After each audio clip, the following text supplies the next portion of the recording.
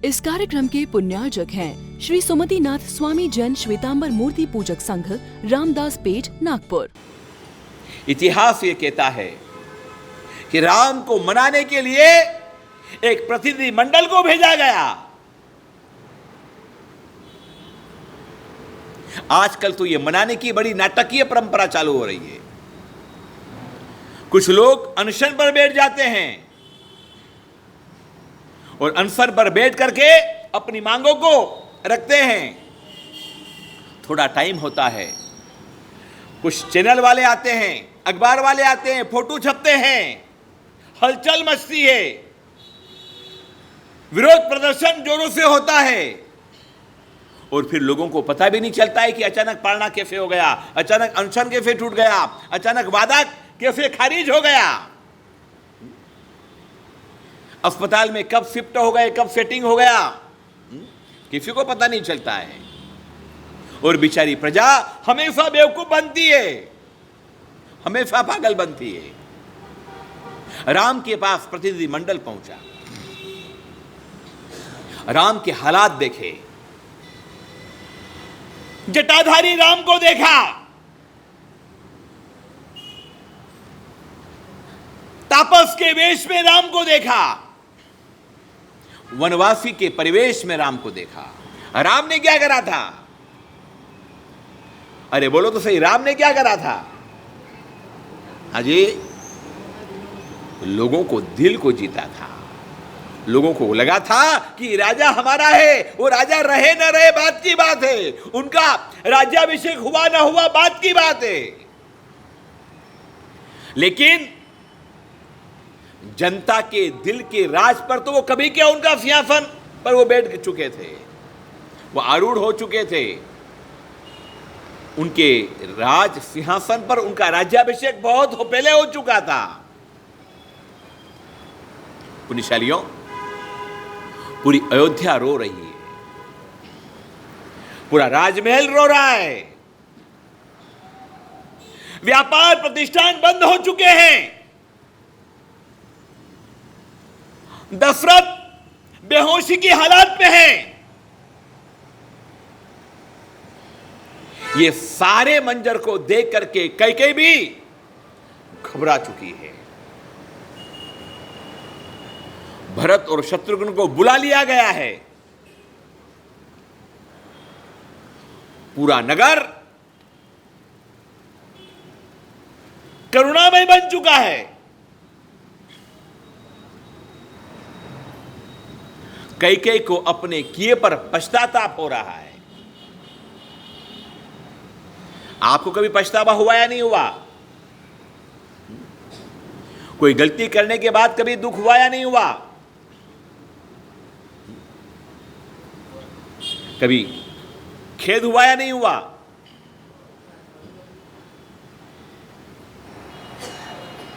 दुनिया में कैकेयी भी होती है तो दुनिया में कौशल्या भी होती है। दुनिया में सुमित्रा भी होती है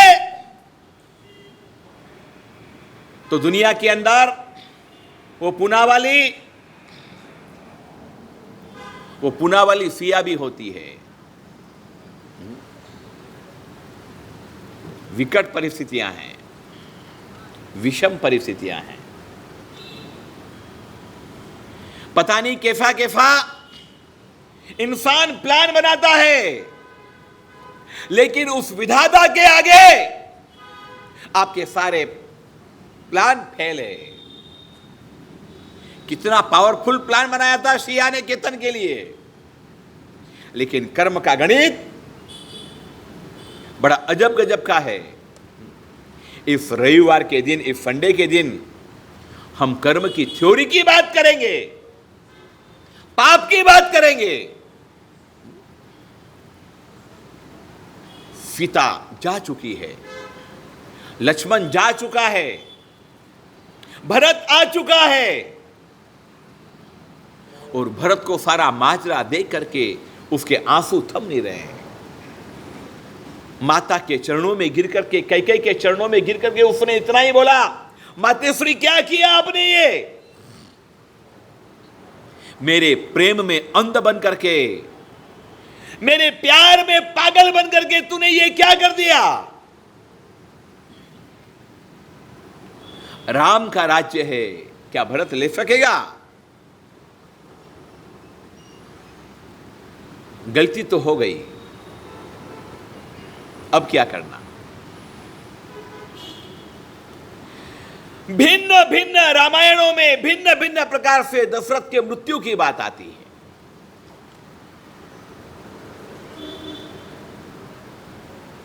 वर्तमान रामायणों में यह कहा गया कि राम के वियोग से दशरथ का निधन हो गया। लेकिन दक्षिण रामायण में कुछ और आता है। दक्षिण की कंब नाम की रामायण के अंदर उन्होंने सन्यासी बनने का विधान किया है। जैन रामायण के अंदर ऐसा बताया है कि दशरथ ने कैकेयी को बुलाया, भरत को बुलाया, और भरत को यह आदेश दिया कि भरत, वचन के मुताबिक मैं राज्य के लिए बंधा हुआ हूं, तेरे को देने के लिए चल, तेरा राज्याभिषेक करना है। भरत ने क्या कहा होगा? अरे बोलो, भरत ने क्या कहा होगा? हाजी, हां करी होगी, खुश हो गया होगा, प्रसन्न हो गया होगा।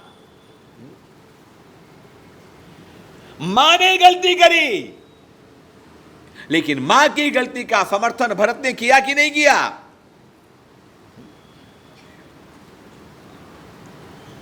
क्या करते हो? मां तो पागल हो चुकी थी, अंध हो चुकी थी। और याद रख लो, स्त्रियां हमेशा जल्दी पागल हो जाती है, अंध हो जाती है। पुरुष जितने अंध नहीं होते हैं, उससे ज्यादा स्त्रियां अंध हो जाती है। दृष्टिराग में, पुत्र के मोह में, पति के मोह में, प्रेमी के मोह में। इनका बड़ा लंबा इतिहास है, खूब लंबा इतिहास है। सिया की कोई गलती थोड़ी थी, वो अंध हो चुकी थी, और अपने अंध होने के बाद, अपने प्रेमी के प्यार में पागल होने के बाद, अपने होने वाले पति को उसने धक्का मार दिया। मासूम लड़की थी, अच्छी लड़की थी, खराब नहीं थी। लेकिन व्यक्ति जब अंधा हो जाता है, तब उसको कुछ भी दिखाई नहीं देता है। कई अंधा हो चुकी थी बेटे के प्यार में, पुत्र के लिए वो अंधी हो चुकी थी। मांग लिया उसने वरदान, दशरथ ने दे दिया, लेकिन उसके बाद उत्पन्न हुई भीषण परिस्थिति को वो देख न पाई। उसने भरत को बहुत समझाया, भरत राज्य ले ले। भरत ने कहा, माताजी ये संभव नहीं है। दशरथ ने कहा, राज्य ले, तू राज्य ले, मुझे संन्यास लेना है। जैन रामायण में कहा गया है कि दशरथ दीक्षित होने की भावना कर रहे थे, उन्होंने दीक्षा का भाव बनाया। लेकिन शर्त यह थी कि जब तक भरत राज्याभिषेक नहीं है, भरत के राज्याभिषेक करने के बाद, उसके बाद ही मैं दीक्षा ग्रहण करूंगा। भिन्न भिन्न रामायणों में भिन्न भिन्न बातें हैं। पूरे अयोध्या के अंदर माहौल खराब हुआ है। सारी दुनिया के लोग एक दूसरों की निंदा कर रहे हैं। चाहूं और कैकेयी की निंदा हो रही है। लोग कैकेयी पर थूक रहे हैं, उसका नाम मत लो। उसकी वजह से आज हमारा प्रिय युवराज जंगल में भटक रहा है। किसी के दुख की कल्पना भी जब होती है ना, अपने प्रिय के दुख की जब कल्पना होती है, तब आंखों में आंसू आ जाते हैं। कोई तपस्या करके व्यक्ति माफक शमन कर लिया हो और उसके परिचित मिलते हैं, ओहो ऐसी हो गई तू, आप ऐसे हो गए क्योंकि लगाव है, प्रेम है, मोह है, अट्रैक्शन है, अटैचमेंट है। पूरी अयोध्या के लोग रो रहे हैं। भरत ने मना कर दिया है। कैकेयी ने कहा कि ठीक है, मेरा वरदान पूरा हो गया, मैंने भरत के लिए राज्य मांगा था, आपने भरत के लिए राज्य दे दिया, अब भरत न ले तो क्या हो सकता है, आपकी बात पूरी, बुलाओ राम को, राज्याभिषेक कराओ राम का, मेरी बात समाप्त हो गई। इतिहास ये कहता है कि राम को मनाने के लिए एक प्रतिनिधि मंडल को भेजा गया। आजकल तो ये मनाने की बड़ी नाटकीय परंपरा चालू हो रही है। कुछ लोग अनशन पर बैठ जाते हैं और अनशन पर बैठ करके अपनी मांगों को रखते हैं। थोड़ा टाइम होता है, कुछ चैनल वाले आते हैं, अखबार वाले आते हैं, फोटो छपते हैं, हलचल मचती है, विरोध प्रदर्शन जोरों से होता है और फिर लोगों को पता भी नहीं चलता है कि अचानक पालना कैसे हो गया, अचानक अनशन कैसे टूट गया, अचानक वादा कैसे खारिज हो गया, अस्पताल में कब शिफ्ट हो गए, कब सेटिंग हो गया, किसी को पता नहीं चलता है। और बेचारी प्रजा हमेशा बेवकूफ बनती है, हमेशा पागल बनती है। राम के पास प्रतिनिधि मंडल पहुंचा, राम के हालात देखे, जटाधारी राम को देखा, तापस के वेश में राम को देखा, वनवासी के परिवेश में राम को देखा।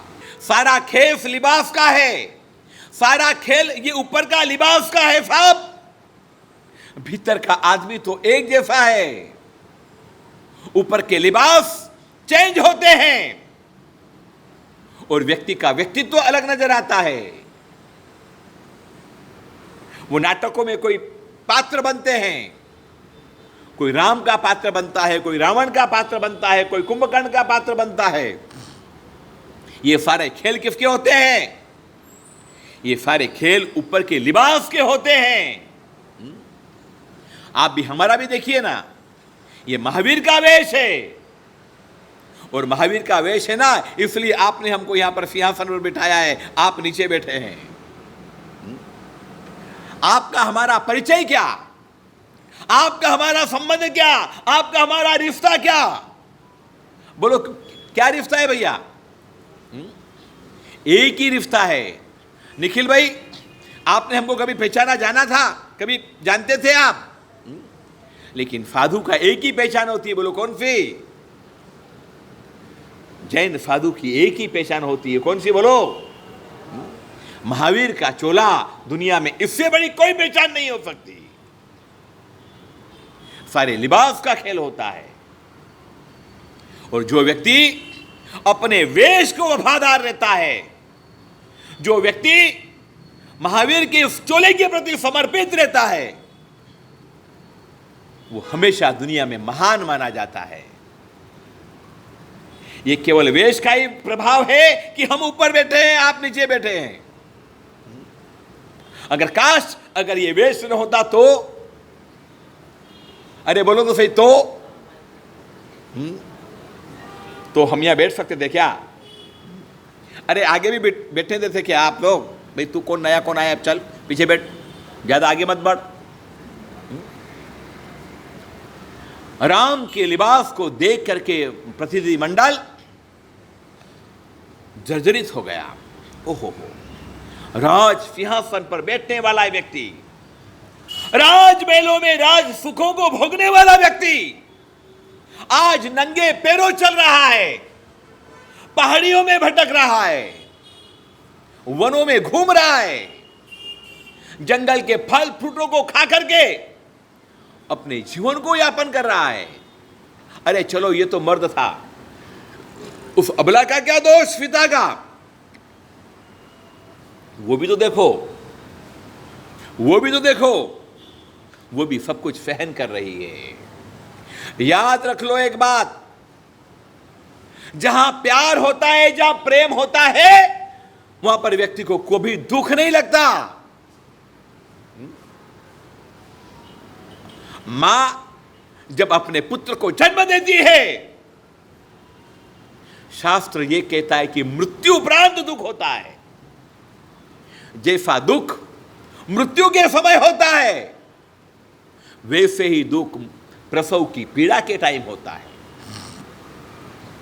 9 महीने पेट में बच्चे को रखना, उसको पालना, उसकी हिफाजत करना, और हिफाजत करने के बाद उसको सृष्टि में लाने के लिए कटिबद्ध बनना, वैसा माइंड सेट करना, ये दुनिया का 8वां आश्चर्य है। प्यार है, बच्चे से प्रेम है, मेरा बेटा मेरा बेटा मेरा बेटा होगा। और वो बेटे बेटे की चाहत के अंदर, पुत्र के मोह में, उस माता को वो प्रसव की पीड़ा भी पीड़ा नहीं दिखती। वो पीड़ा सारी दूर हो जाती है जब वो पुत्र का या पुत्री का मुख देख ले। उसको लगता है कि मेरा सब कुछ मुझे मिल गया। सीता को वेदना नहीं हुई, सीता को दुख नहीं हुआ, सीता को वो सारे कंकर भी कंकर नहीं लगे। देखो ना, अभी यहां तपस्या चल रही है, उपवास कर रहे हैं लोग। आपको क्या लग रहा है, उपवास में भूख नहीं लगती क्या? भूख नहीं लगती है क्या? अरे एक उपवास करके तो देखो, मालूम पड़े उपवास का मतलब क्या होता है। लेकिन गुरु के आशीर्वाद से, परमात्मा की परम कृपा से, एक बार जिस व्यक्ति ने ठान लिया मुझे 28 करनी है, मुझे माफक क्षमण करना है, मुझे 8 उपवास करना है, मुझे तेला करना है, मुझे शांति धारा तप करना है, वो व्यक्ति उस दुख को दुख नहीं मानेगा। हमारे जैन साधुओं में अभी एक लोच की प्रक्रिया होने वाली है। ये बाल है ना, बाल, ये अपने हाथों से इसका लुंचन होगा। एक जरा बाल आप निकाल के देखना, एक मुझ का बाल निकाल के देखना, बाल तोड़ हो जाता है, व्यक्ति उलझ जाता है। लेकिन साधु को विश्वास है, कर्तव्य के पथ के ऊपर, कर्तव्य के पथ के ऊपर जो भी कष्ट आएगा, उस कष्ट को मैं प्रेम से सहन करूंगा। जहां जिम्मेदारी हो जाती है वहां कष्ट नहीं लगता।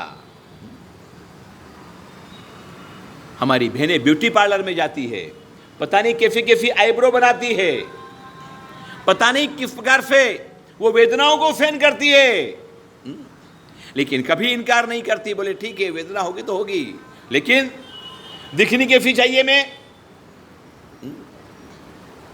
जहां मोह हो जाता है वहां दुख एहसास नहीं होता। दुख तो होता है, लेकिन व्यक्ति दुख को दुख नहीं मानते। सीता ने पति के व्रत के साथ में दुख को दुख नहीं माना। प्रतिनिधि मंडल ने बहुत समझाया, बड़ी विनती करी, उनके चरणों में गिरे, रोए, सर पछाड़ा, छाती भी कूटी, लेकिन अटल थे, अपने वादे में विश्वास था। राम ने एक ही बात करी, अगर मैं वापिस लौटूंगा तो राजा दशरथ की प्रतिज्ञा अधूरी रह जाएगी। और निकलते टाइम मैंने भी प्रतिज्ञा करी थी कि अब 14 वर्ष के वनवास के बाद ही मैं लौटूंगा। एक बार उत्तम व्यक्ति के मुंह से निकला हुआ शब्द वो कभी लौट के वापिस नहीं जाता। इस कार्यक्रम के पुण्यार्जक थे श्री सुमति नाथ स्वामी जैन श्वेतांबर मूर्ति पूजक संघ, रामदास पेठ, नागपुर।